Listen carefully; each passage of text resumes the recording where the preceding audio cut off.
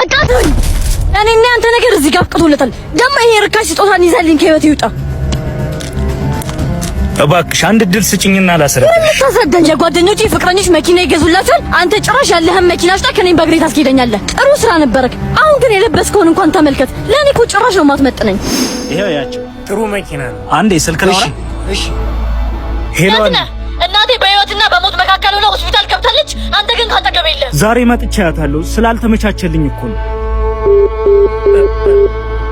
መኪናው አሪፍ ነው።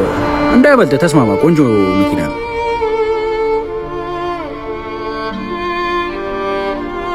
ተስማምቻለሁ። ልክ ነሽ። አይመጥነኝ። መኪናውን የሸጥኩት ለኔ ብያል ነበር። የእናትሽን የመታከሚያ ገንዘብ ወጪ ለመሸፈን ነው። የማይታወቀው ሰው ነኝ።